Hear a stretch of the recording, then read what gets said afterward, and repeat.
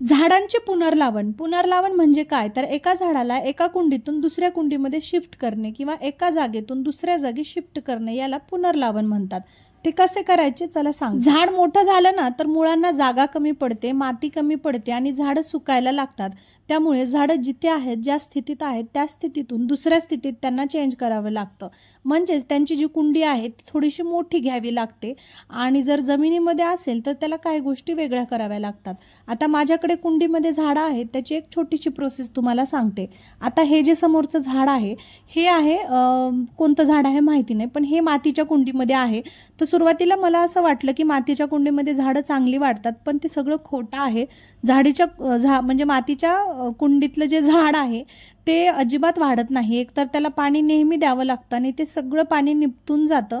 As compare to मातीची कुंडी, प्लास्टिकच्या ज्या कुंड्या आहेत त्याच्यात झाडं खूप चांगली वाढतात.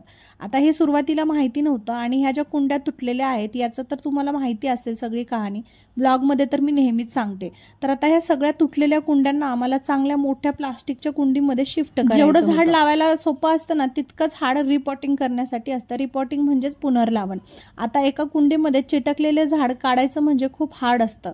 ऑलरेडी जर ते प्लास्टिकच्या कुंडीमध्ये असेल आणि आपल्याला मोठ्या कुंडीत शिफ्ट करायचं असेल तर सोपं आहे, पण जर ते मातीच्या किंवा सिमेंटच्या कुंडीमध्ये असेल ना तर खूप जास्त मेहनत घ्यावी लागते.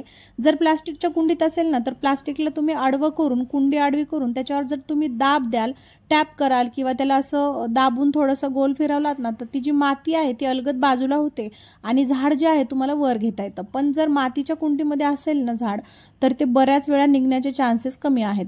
आता आमच्याकडे जी झाड आहे जे आम्हाला शिफ्ट करायचं आहे ह्या प्लास्टिकच्या कुंडीमध्ये, सगळ्यात अगोदर तर मी ह्या कुंडीला छिद्र पाडून घेते, कारण जोपर्यंत तुम्ही कुंडीला छिद्र पाडणार नाहीत ना झाड वाढतच नाही, कारण त्याच्यातलं पाणी जे आहे ते निपटून गेलं. आणि ज्या कुंडीतून तुम्ही शिफ्ट करताय त्या कुंडीपेक्षा कधीही तुम्ही पुढची जी कुंडी आहे ती मोठीच घ्यायला हवी, कारण त्याच्यामध्ये मुळा वगैरे वाढलेल्या असतात आणि त्याला वाढण्यासाठी अजून जागा लागते. तर याला 3 ते 4 छिद्र मी पाडलेले आहेत आणि आता छिद्रातून बाहेर पाणी निघून जाऊ नये म्हणून त्याच्यावर खापरं टाकलेले आहेत. आमच्याकडे बऱ्याच जुन्या कुंड्या आहेत मातीच्या, तर त्याची जी खापरं आहेत तुटलेली ती आम्ही त्या छिद्रावर ठेवली जेणेकरून पाणी निपटून जावं बाहेर, पण माती वगैरे जास्त वाया जाऊ नये. आणि त्यानंतर 1-2 थर मातीचे टाकावेत, म्हणजे एक बोट जेवढा आहे, आता तुमची जितकी कुंडी आहे त्याच्यानुसार तुम्ही माप घेऊ शकता. आणि माती टाकल्याच्या नंतर तुम्हाला ते जे झाड आहे ते ह्याच्यात शिफ्ट करायचं आहे. थोडंसं खालच्या बाजूलाच केलात ना तर बरं होईल.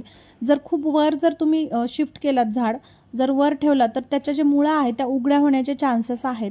त्याच्यामुळे खाली 2 थर मातीचे टाकायचे आणि लगेचच ते झाड. माती कधीही सुटसुटीत असायला पाहिजे, त्याच्यामध्ये खत वगैरे असेल तर ते टाकलाच पाहिजे.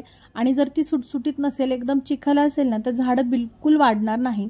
माती अशी पाहिजे की त्याच्यातनं पाणी पूर्ण निपटून गेलं पाहिजे आणि मातीमध्ये फक्त ओलावा राहिला पाहिजे.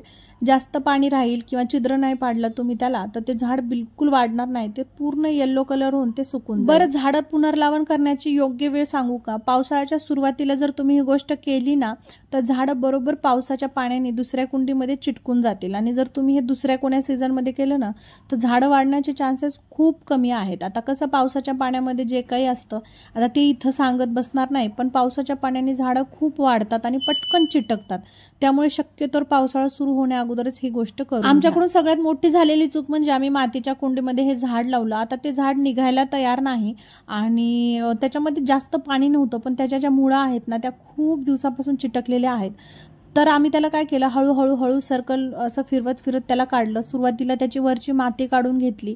जर हीच कुंडी प्लास्टिकची असती ना तर त्याला बाजूला पाडून थोडंसं त्याच्यावर दाब दिला ना तर माती अलगद बाजूला होते. असो, आता त्याला कसं बसं काढायचंच होतं, त्याच्यामुळे काही त्याच्या मुळा तुटलेल्या आहेत. तुम्हाला ते अलगद वर काढून घ्यायचं आहे. जर त्याच्यामध्ये काही नासलेल्या मुळा असतील ना सडलेल्या तर त्या कट जरी केलात ना तुम्ही तरी काहीच हरकत नाही. खूप छोटी प्रोसेस आहे, तुम्ही ट्राय करा तुम्हाला जर रिपॉटिंग करायची असेल तर. आणि त्याच्यावरून व्यवस्थित माती झाकून ठेवा, मुळा ओपन राहिल्या नाही पाहिजे. आणि 2-3 दिवस उन्हाला ठेवू नका, सावलीला ठेवलं तरी चालेल. आणि पावसाच्या पाण्यात मात्र भिजतील याची काळजी घ्या. आणि पाऊस जर नसेल तर तुम्ही त्याला योग्य प्रमाणात योग्य पाणी द्या आणि थोड्या दिवसांनी सूर्यप्रकाशात ठेवा, तोपर्यंत ते झाड चिटकेल. रिपॉटिंग बद्दल अजून काही क्वेश्चन्स असतील तुमचे तर मला कमेंट बॉक्समध्ये नक्की कळवा, मी तुम्हाला तिथे रिप्लाय देते. आणि गुगल सर्च जरी केलात ना तुम्ही तर याची भरपूर इन्फॉर्मेशन तिथे तुम्हाला मिळून जाईल.